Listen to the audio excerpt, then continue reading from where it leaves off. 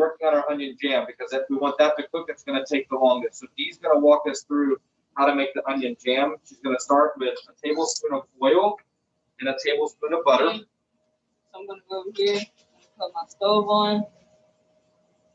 Tell about that heat, Dee. Yeah, do we want it to heat all the way up? Now I'm going to put my heat down some because I don't want the oil to get too hot.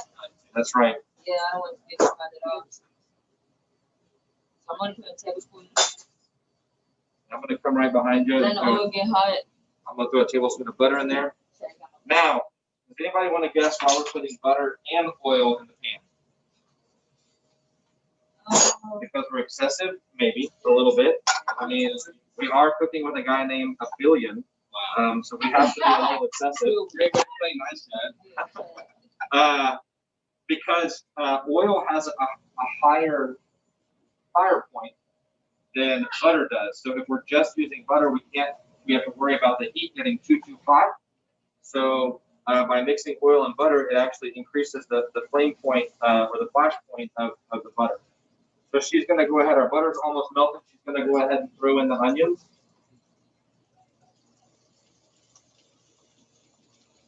We already had our onion chopped up, ready to go. And now what you're going to see Dee doing is she's going to stir the onions a little bit because we want to coat the onions with the butter and oil mixture. But what you're not going to see her doing is once she gets it coated, you're going to see her leave it alone. There's a very simple reason for that. Because the more we stir the onions, the more we're releasing heat. The more we release heat, the longer it's going to take for the onions to actually cook. So I'm just going to give it a little stir so that it is now evenly coated across the bottom of the pan. And we're just going to sit there and let the heat do its part. While the onions are cooking, and as long as you're comfortable with it, you're going to just walk away, step away. Vidalia is going to walk us through our dressing. Some of you have been fortunate enough to get our Café Momentum made, Texas Cabernet Vinegar, made in-house and available at cafemomentumgoods.com. So please, if you don't have a bottle of this delicious stuff, and to show you how delicious it is, we're actually going to have Vidalia go ahead and just drink it. Go ahead. Just kidding. I was going to do you too. So our recipe that some of you got talks about putting the dressing in the blender. We at the restaurant love to put the dressing in the blenders because it emulsifies the dressing and makes sure that it's got a nice consistency and there's no separation of the oil and the vinegar and everything else. So you get a more evenly distributed taste when you're using it on your salad. But in case you don't want to use a blender or don't have a blender, we're actually, Vidalia going to do it by hand with a whisk in a bowl. So the first thing that we're going to do is take everything that's not the oil. So we're going to take the vinegar, and he's going to put in what we got a cup of the vinegar. By the way, which is actually this whole thing. I think that's the 8 ounces. My old eyes can't see. Yeah, 8. There you go. Measure it out to make sure that we did it correctly. By the way, this dressing is going to make a lot of dressing. So you'll have it, and it won't go bad. It'll sit for weeks in your refrigerator, and you can just keep buying fresh lettuce from Bonton Farms or another local farm, and then you just have it in the fridge. It's a very quick meal for you. So we put a cup of vinegar, the whole cup, all the way. He's trying to save some to drink. Is what he's trying to do. Now we're going to add our garlic and shallots. You can see that we've chopped them up. We like to leave them just a little bit chunkier because I want you to get a little bit of a bite of it, kind of surprise you. Nice and chopped up. And then next we're going to add a little bit of Dijon mustard, a tablespoon of Dijon. Tablespoon, 1 tablespoon, try to cook it in there.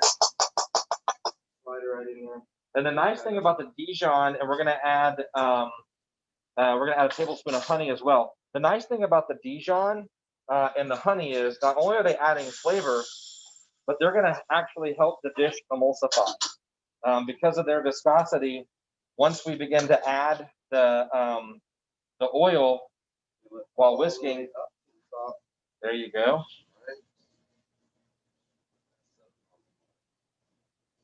By the way, Ashley's over here hiding in the corner, but these are all her recipes. Oh, my. So you see what Abilion's going to do is go ahead and stir those in and get them really well incorporated. We want everything to be distributed before we start putting the oil in. While he's stirring that, let's go back over here to Dean. Let's check out our onion jam. How are our onions doing, Dee? Good. Color on them, again, the dark color. I just stirred them up for the first time. They're good. Then sweat out some more. I think they're good. And see again how she's doing. She's just moving them around a little bit, but she's not releasing heat because we want that heat. It's what's actually going to cook it. All right, so we're going to go back over to Abilion. We've got everything mixed. If you put a little half a teaspoon of salt and a teaspoon of pepper in there. If you're not a big fan of pepper, you don't have to put that much pepper in there, but we like pepper. We're not afraid of pepper. Yeah. Find my half a teaspoon. There it is. So you're going to go get it evenly balanced in there. We'll do 2 of those for the pepper because it's a full teaspoon of pepper. Then we're going to go half a teaspoon of salt. Smells so good. Right. Well, I'm glad you said that, Ashley, because that's that Café Momentum exclusively made Texas Cabernet vinegar. Well, we use Cabernet wine made in Texas, and we ferment it and turn it into vinegar. So we're going to mix it, and then now we're going to add 2 cups of oil, 2.5 cups of oil. Yeah. So we're just going to measure out our oil. You guys got a nice, look at that. They did it right, perfectly. All right, so Abilion's going to show you, and if you'll notice a couple of things, I'm going to lift up this bowl for a second. We actually put a wet towel underneath the bowl. The reason that we did that is because if you're trying to stir, it's moving all around, no bueno. But a wet towel, now he can stir with his right hand. He's going to slowly pour the oil. Drizzle, Chad. Drizzle. Drizzle. I've actually heard a chef call it raining. Go faster with your whisk. Faster with your whisk. Why oil last? All right, Chad. The oil is last because you're slowly pouring it in because we want the dressing to actually emulsify. So that you ever get those salad dressings and it's like, well, I got a big bite of vinegar over here and there's no vinegar over here, it's all oily. So the idea is if we're emulsifying it, then all of the flavors are blended together. So when you actually toss the salad with the lettuce, you're getting a bite of everything and not one or the other. Oh, that makes sense. And if you have a blender, you can do blender. And a blender will actually do it flawlessly. In fact, I even cheat when I make my hollandaise sauce and put everything in the blender and then slowly pour in the hot butter. And it makes perfectly blended hollandaise sauce, which is, difficult to whisk over the stove. So same thing with the dressings. Okay. But as you can see, Abilion's doing such a great job that the oil is collecting on the outside of the bowl and not in the middle. So it's slowly incorporating into the dressing. It lasts for weeks. It'll last for weeks. I mean, the vinegar is going to preserve everything that's in there. Sometimes on occasion, you'll see that the oil, because you've incorporated so much air into it while you're whipping it, that it will coagulate and solidify when you put it in the fridge. Yeah. So you might have to pull it out maybe 30 minutes before you want to use it. So the oil can, for lack of a better term, melt, soften back up, and then just shake it again vigorously and put it back in. I wish people could smell it. It smells so good. And just, we're going to have, just for to test his dexterity, we're going to have Abilion use up with a gallon of oil a little later. To see if his right hand can. Sure, Chad. Screw you on. You'll see he's finished, and you can see the oil coming around the rim here. Perfect sauce right there for you guys. That's Perfect. That is an emulsified dressing. Yeah. Ready to go. Now we're gonna go back over here and check in with Dee. How we doing, Dee? We do. I think that they're ready. So what we're gonna do now is we're gonna deglaze that pan with a little bit of balsamic vinegar, and then we're gonna add some brown sugar. So first thing that we're gonna do is take our balsamic vinegar, got a half a cup measured out, and just dump it in the pan.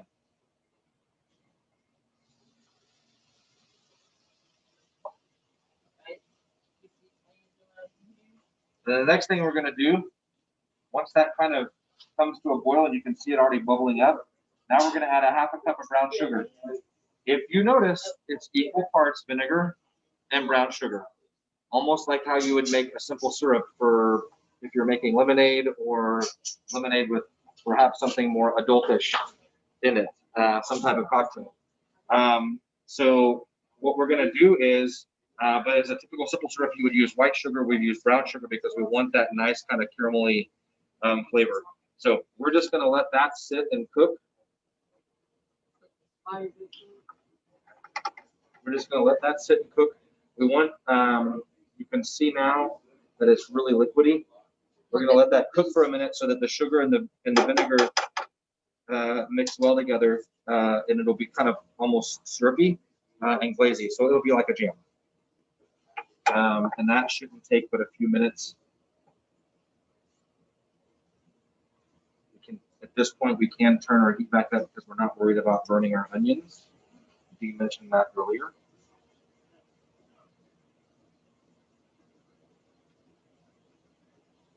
While we're, yeah, we got the sizzle.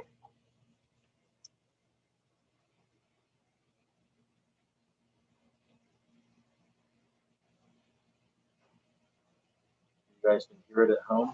We want that liquid to kind of reduce by about half, and then we know it's ready. So we can, in the meantime, we can turn down the heat a little bit. And the only reason I'm turning down the heat is just so we can walk away. We're going to walk away. We're going to come over here, and we're going to actually now make our grilled cheese sandwich. I would love to take credit for being a master of grilled cheese sandwich, but I'm going to stay in my lane here. We have the master of the grilled cheese sandwich here. Hi. So let's walk through. You guys want to walk us through how to make the right grilled cheese sandwich? I mean, there's a rationale behind how much cheese you put on it, how much meat you put on it, how much butter, and so forth. You guys at Ruthie's actually do something brilliant, probably because you make 7,000 grilled cheese sandwiches in an hour. But at Ruthie's, they'll actually pre-butter the bread, right? Yeah. And do you pre-butter both sides or just one side? Just one side. Just one side. Yeah. And that way, when they put the sandwich on the griddle, it's ready to go. Question for you guys. Can you use too much butter? Is there such thing as using too much butter? There is a such thing as using too much butter. Tell them about that, Avilion. Actually, when you use too much butter, when you put the bread on the grill, the butter actually kind of like bubbles up on the bread, and that's what you do not want. You want it to sound like a good sizzling sound when you put it on there, and then when you put the cheese on there, you shouldn't see any butter like sliding down from the bread once you put the bread on the grill. So that should be a good sign. But if you're seeing like butter sliding down from the bread when you put it on the grill, that's a very bad sign. It means take the bread off and take some of the butter off. All right. So then walk them through making a grilled cheese sandwich. Well, we're gonna actually, because everybody's making these at home, we're gonna actually put the butter in the pan, and melt it and then add the bread. But let's talk about. Let's walk through. How much cheese are we going to use? Are we just putting a little small slice of cheese on there? Are we putting multiple slices of cheese on there? Where do we put the cheese? How do you put cheese on a grilled cheese sandwich? Okay, normally when we do the Swiss, we can apply, I would say, 4 slices of cheese, and Swiss melts pretty fast. So that would be a good idea. I like that. Let's go ahead, start making it. I like that you mentioned that as well. You got a pan right here. So what Avillion's going to do now is go ahead and start getting this butter melted before he even, there you go. I'll turn it down.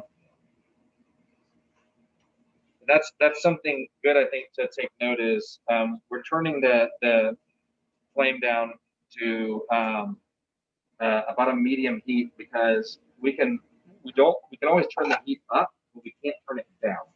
So we're going to start with a medium heat and see what kind of coloring that gives us as it's toasting the bread. And then if we want to turn it up to get better coloring, we can, but we can't turn it back down once we've started this motion. So now we're going to come back over here. We've got about 5 minutes left. So we're going to do grilled cheese in 5, grilled cheese in 5. Dee, do you want to start assembling? The grilled cheese? Yep. Okay. So we'll just have 4 slices of cheese. We have Swiss view.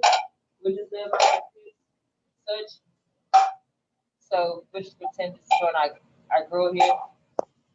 Okay, now like you've this. got the cheese down. Do we want to put the prosciutto down next, or do we want to put the jam down next? I'll put the jam down. The jam down Yes. next. How much jam do we want to put down, Dee? Like the whole pan's worth? No, not the whole pan. Say just a nice little layer just to cover up the cheese and give you a nice little texture in your sandwich. So just to give it a nice layer like this? Yeah, that'll be a nice layer right Okay, next we want to do our prosciutto. there. So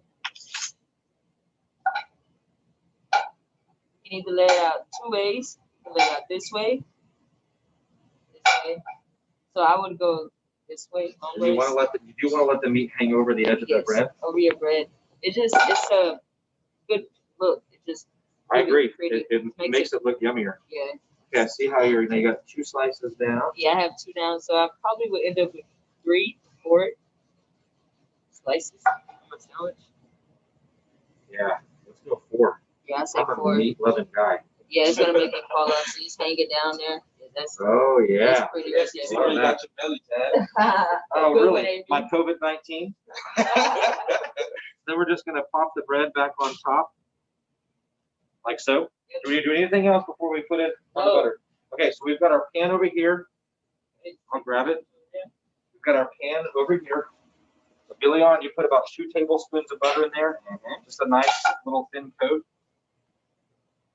Medium heat. Is there anything that we want to do to it while it's on there? Wait and monitor. Wait and monitor. So you do not want to burn your grilled cheese sandwich. This is the last thing you want to do is burn your grilled cheese sandwich. Excellent. While that's going on, let's take, we've got a plate right here.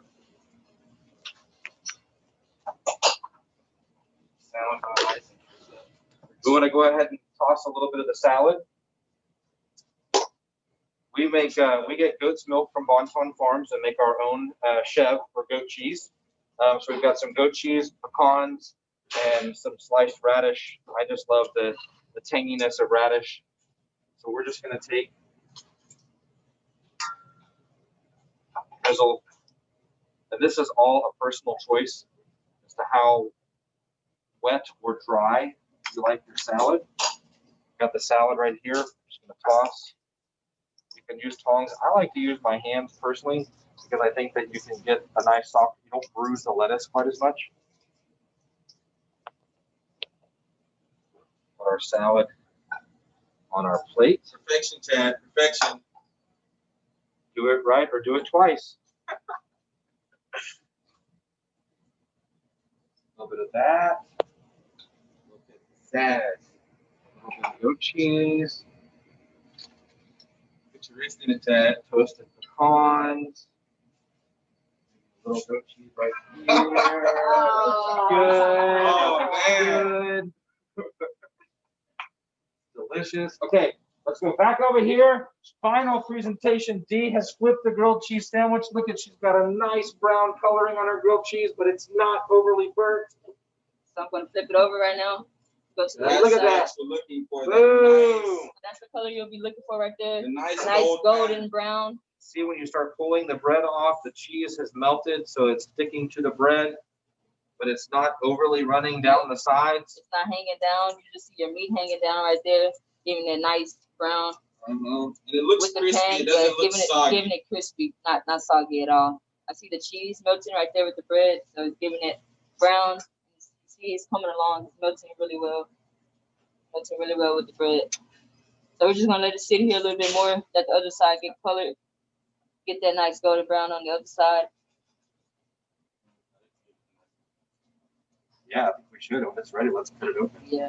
And while we're doing that, we want to say a huge thank you. And if you have enjoyed cooking with us today, please send your comments of praise to Katherine, Glaze, Lyle, and Dallas Bethlehem Center for sponsoring this. If you have not liked it and don't appreciate anything that we've done, please send your comments to Tony Fleo at SVP Dallas. But thank you to Katherine, Lyle. You're always stepping up. You're always just so involved in everything going on in the community and pushing us to be better. And you sponsored this today, and we thank you. All right, Dee, let's see it. Sandwich on over. Nice golden brown on the other side. Then I'm gonna take it from there. All right. It's nice, smells good, nice and crispy. We're gonna cut it right on here. Let's see it. Cheese isn't 100% melted, but it's still great. It is. Good enough to eat. Paradise. Here we So go. I think we have like 30 seconds left. So Abillion, Dee, Martwan, you guys want to just tell everyone how wonderful I am, please. You've got 30 seconds. I know it'll take you years to do, but 30 seconds. Just go ahead and tell them. I hate this guy. Okay, today's opposite day. So what he means is he loves me. I love him so Love much. him. I love Chad Ashlee so much. Thanks for Café and Ruthie. Yeah.